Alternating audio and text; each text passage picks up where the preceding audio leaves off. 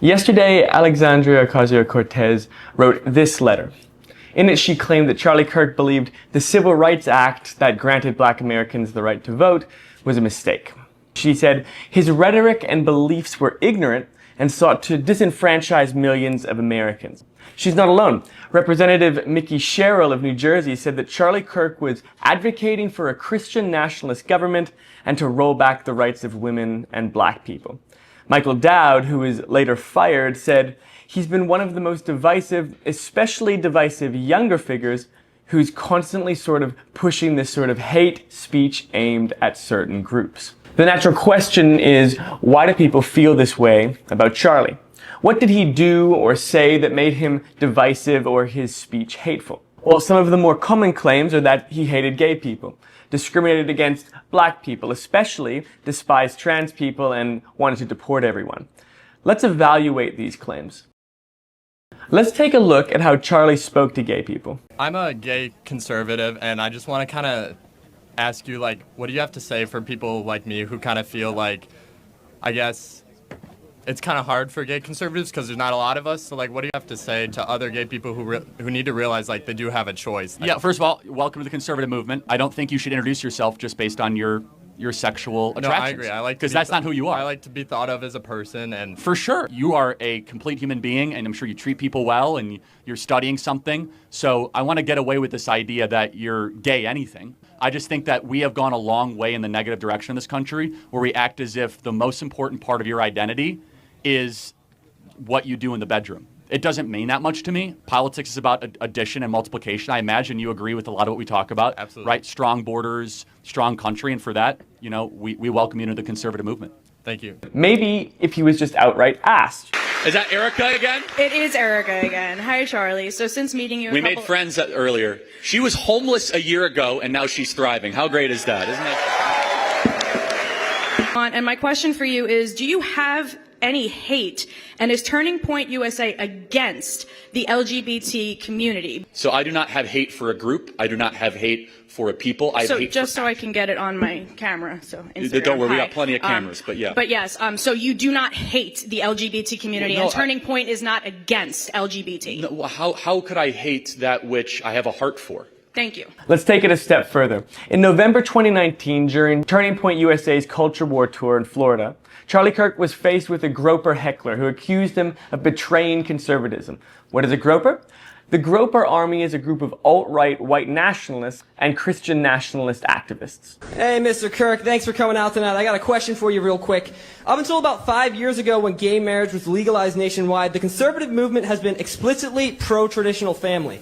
Now, both you and your organization advocate for the acceptance of anti-Christian, immoral lifestyles like homosexuality and transsexuality, going as far to invite drag queens like Lady MAGA to your events. It seems to me and anyone who's paying attention that conservatives just believe whatever liberals believed 5 years ago. Right now, there's a push by the left to normalize pedophilia by way of child drag queen shows and... Oh, excuse me. Don't shut off. Right now, there is a push by the left to normalize pedophilia by way of child drag queen shows and rebranding pedophiles as minor attracted persons. 5 years from now, will you be promoting child drag queen shows? Will child abuse become part of the conservative platform? Boy, that's a slippery slope fallacy if I've ever seen one. First of all, I've never invited a drag queen to come to any Turning Point USA event. I was at Politicon, and an individual by the name of Lady MAGA came up, and I took a picture, and she walked away. Secondly, let me ask you a question. Are you a Trump supporter? Yes, sir. So are you a proud Trump supporter? Of course. So are you sickened that he had a gay man speak at his convention? Yes. Then you're not a Trump supporter, my friend. Thank you very much. Let me ask you another question. Should he return the money of Peter Thiel, an openly gay man who supports his campaign?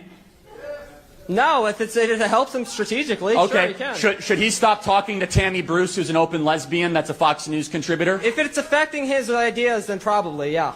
Okay, so you say you're a Trump supporter, yet you have all these issues and these disagreements with him. Let me be very clear about my position. My personal position. I'm a Christian first and foremost, then an American, then a constitutionalist, then a conservative, in that order. I also do not believe in the sort of rhetoric that some people engage in, that all of a sudden that they say there's no place for gay people in the conservative movement. I do not believe that. That's not conservative. And let me ask you a question. Can I ask you a question then? Sure, go for it. So, the American family, liberty, freedom, the Constitution, our history, veterans. That's what we're conserving. I'll get to you later, though. Don't worry. So let me ask you a question. What if you had your way? What would you do with gay people in America? What would I do with them? Yeah, because they're not allowed in the conservative movement. So would you just kick them out anytime they show up at a Republican Party? If you were in charge, like what would you say? You can't be part of the Republican Party. If somebody is advocating for being openly homosexual, yeah, they should not be part of the conservative movement. So I just want to go through the list. Guy Benson, no place in the conservative movement. Dave Rubin, no place in the conservative movement.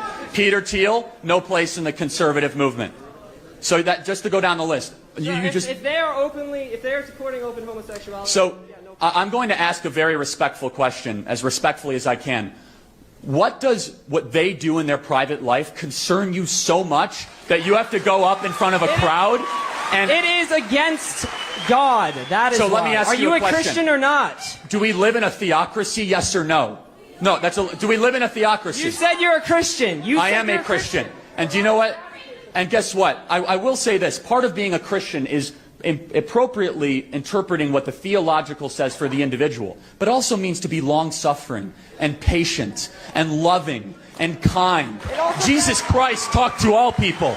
Jesus Christ went and did his ministry through Judea and Samaria, and he had dinner with tax collectors, and he had dinner with prostitutes, and he did his ministry in every part of the Mediterranean. What it means to be a Christian, my friend, is to be open-minded but firm in your beliefs, so you can have that belief. But if you say there's something inherently wrong with communicating or associating just because they make different personal decisions than you, sir, are not a conservative. Thanks for being here tonight. Charlie did not hate gay people, and as you can see from his own words, he welcomed them. So where does this narrative come from? Well, you might have been told that Charlie Kirk believes that gay people should be stoned, according to Leviticus 20:13. He who lays with another man should be stoned. Is in Leviticus 18, is that thou shalt lay with another man shall be stoned to death. Just saying. So, Miss Rachel, you quote Leviticus 19, love your neighbor as yourself. The chapter before affirms God's perfect law when it comes to sexual matters. Now, of course, if you take a 15-second snippet of any one-hour podcast, you can make it say anything you like. You could turn this video from a Charlie Kirk tribute into a video about how evil he is. In the full clip, however, which I've put in the description, you can see the wider context. Charlie was responding to an influencer known as Miss Rachel and her tendency to pick and choose verses as they support her ideas. The point Charlie was making had nothing to do with how the gay community should be treated and everything to do with the problem of cherry-picking Bible verses to support your claim. But nevertheless, pundits everywhere jumped on this. Even Stephen King posted on X saying he advocated for the stoning of gays. Just saying. Then the backlash came. Dave Rubin, the gay conservative political commentator, said, "Hey Stephen, you are even more monstrous than any of the characters you've ever come up with. Charlie was never anything but kind to me and my husband. We broke bread many times and he never treated us with anything but respect. He even came to our house not too long ago and, plot twist, didn't throw rocks at us." Ted Cruz also responded saying, "You are a horrible, twisted, evil liar." No, he did not. And to his credit, Stephen King deleted his original tweet, responded to Ted Cruz, and said, "The horrible, twisted, evil liar apologizes. This is what I get for reading something on Twitter without fact-checking. Won't happen again." If Stephen King can be tricked by the cherry pickings of the media, then perhaps you can be too. But like Stephen King, it's important not to hold on to incorrect beliefs when they are proven wrong. Now, if you've watched any of Charlie's work, you know how incorrect this is. But let's find some concrete examples. The first is his push to remove color as the primary identifying factor of any person. Give me one thing that white people and black people have different biologically. Don't change the question of this, like DNA-wise, we are different. No, we're not. That's a lie. It has been disproven. Front page of National Geographic 6 months ago. Racism created by society. If you look at DNA independently in a science laboratory, they cannot distinguish between a black person or a white person if they look at just the DNA, because the only difference is the melanin. It has been disproven. Race is a social construct that I want to break out of. Time and time again, Charlie Kirk has said that color should be removed from the equation entirely, prioritizing instead the content of character. He did not believe that what made someone valuable was the melanin in their skin, but the goodness of their actions. In other words, he judged people not by the color of their skin, but by the content of their character. Yes, that's a Martin Luther King quote. And some of you might have been told that Charlie said MLK was a bad guy. That's very interesting considering MLK's niece, Dr. Alveda King, released a video urging us to remember that Charlie was not racist. Now is not the time to attack Charlie. So where does this view that Charlie Kirk hates black people come from? In this case, it's primarily his views on DEI. This quote started circling for a while and is still used as evidence that Charlie Kirk hates black people today. All right, let me tell you exactly what I said, Sure okay? thing, thank you. So this was in response, first and foremost, to United Airlines saying that half of all their new pilots that they're going to hire are going to be women or people of color.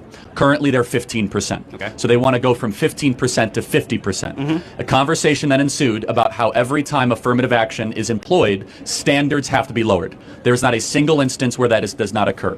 So then I said, boy, if I see a black pilot, I'm now going to wonder, is that individual qualified, or were they selected because of their race?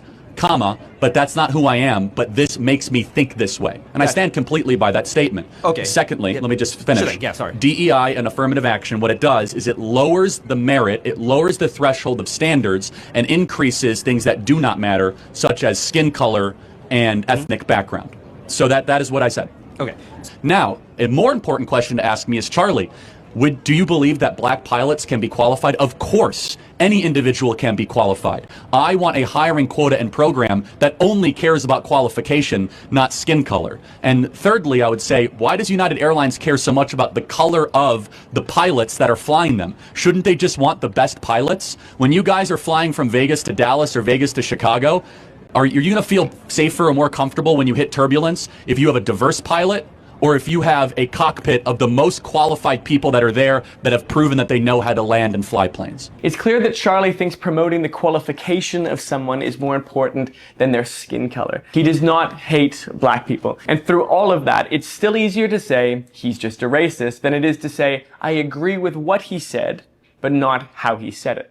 However, the primary reason people think Charlie Kirk is a racist is due to the cherry-picked comment about the Civil Rights Act in 1964. The CRA outlawed discrimination based on race, color, religion, sex, or national origin by ending segregation in public accommodations, public schools, and federal-funded programs. Charlie has been quoted saying that passing the Civil Rights Act was a huge mistake.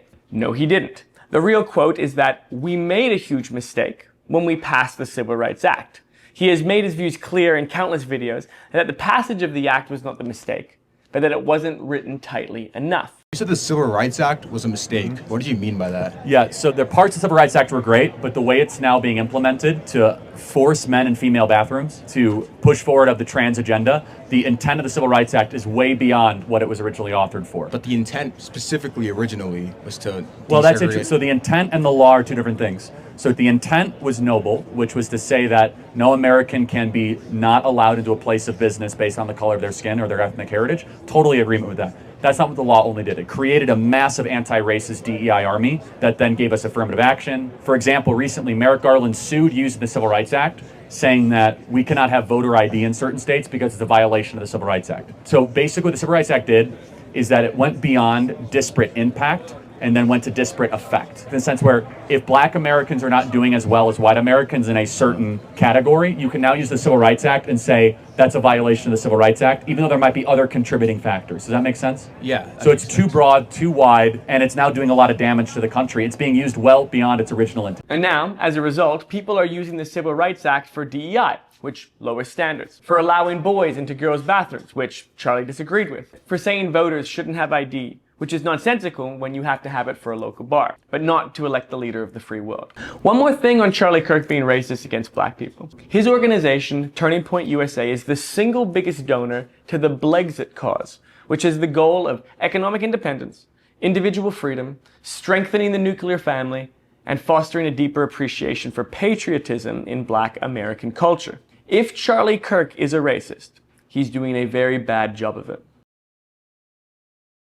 Let's just start with one of his many interactions with trans people. I just want to say I'm a transgender male. What age should kids be able to get things like hormone therapy? Because I don't know what's true, what's not. Tell me, are you comfortable telling me your story? I've known that since like 3rd grade, and I'm currently 19, almost 20. I've known basically since then. I didn't start going by like a different name until 7th and 8th grade. I just don't know, like, with the whole medical stuff, like what's true, what's not, what's helpful, because I've heard so many different opinions. First of all, thank you so much for that. Yeah, of course. So I'm going to have an opinion that very few people will ever tell you, which is I want you to be very cautious putting drugs into your system in the pursuit of changing your body. I instead encourage you to work on what's going on in your brain first. I think what you need first and foremost is just a diagnosis. Just someone that is going to listen to what you've gone through, listen to what else is going on. My prayer for you, and again, very few people will say this, I actually want to see you be comfortable in how you were born. Yeah. I know that you might not feel that way, but I think that is something that you can achieve. I think that with the right team and the right people, you don't have to wage war on your body, you can learn to love your body. Okay, that was anything but hateful. He clearly disagrees with her, but he couldn't have done it in a more loving way. Raise your hand if you're progressive. No? It's gonna be a tough crowd. Well,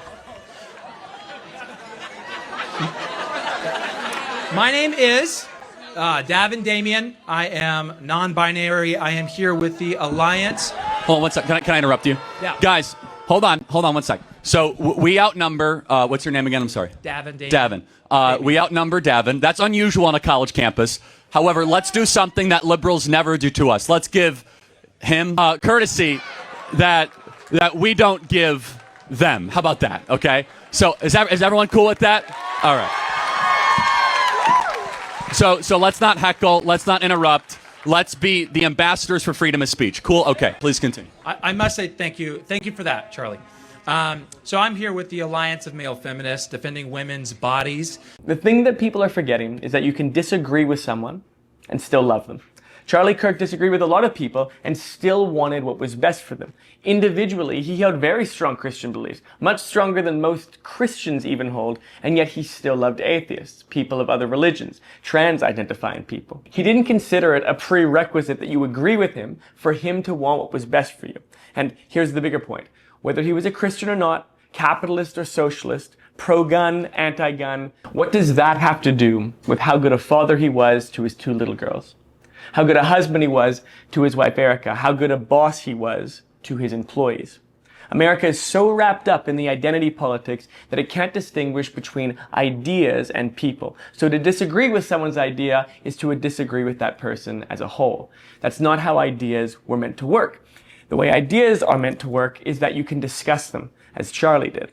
Now, some people who are afraid of having the hard conversations see those conversations as divisive, but Charlie did not. Are you truthfully here to try to change people's minds, or is there kind of a benefit to keeping people divided? How am I dividing people if I ask you if you disagree, you come to the mic? How is that divisive? Well, no, I'm just saying it's like you have these clickbaity titles. It says prove me wrong. What is a woman? You're dividing things very black and white. What is a woman is not a clickbaity title.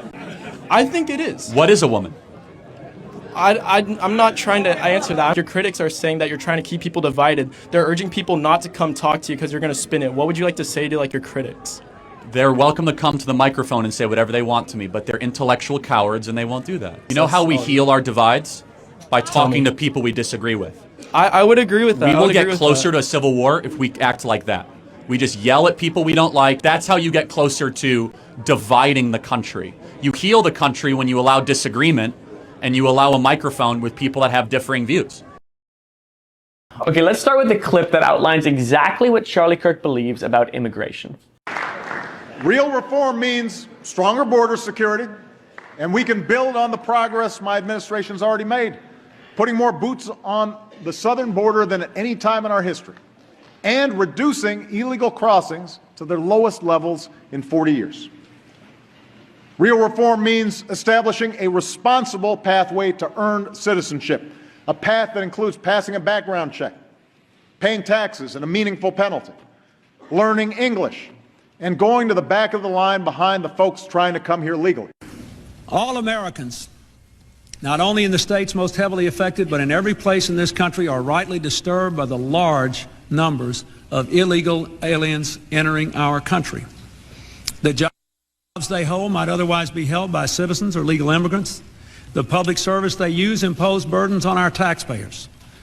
That's why our administration has moved aggressively to secure our borders more, by hiring a record number of new border guards, by deporting twice as many criminal aliens as ever before, by cracking down on illegal hiring, by barring welfare benefits to illegal aliens. In the budget I will present to you, we will try to do more to speed the deportation of illegal aliens who are arrested for crimes.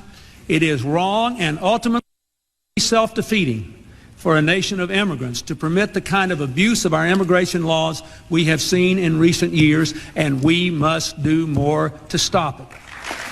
Just saying no to everything may be good short-term politics, but it's not leadership. We were sent here to serve our citizens, not our ambitions. Obviously, that wasn't Charlie Kirk.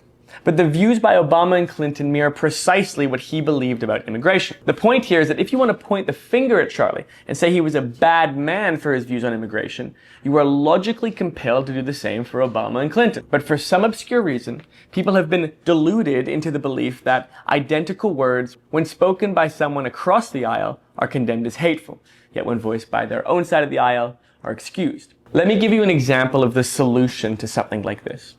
I personally believe Charlie Kirk was a patriot, a good man, and made the earth a better place. And I'm genuinely pained to see people like Jimmy Kimmel say falsities about Charlie. But I do not think Jimmy Kimmel should have been cancelled.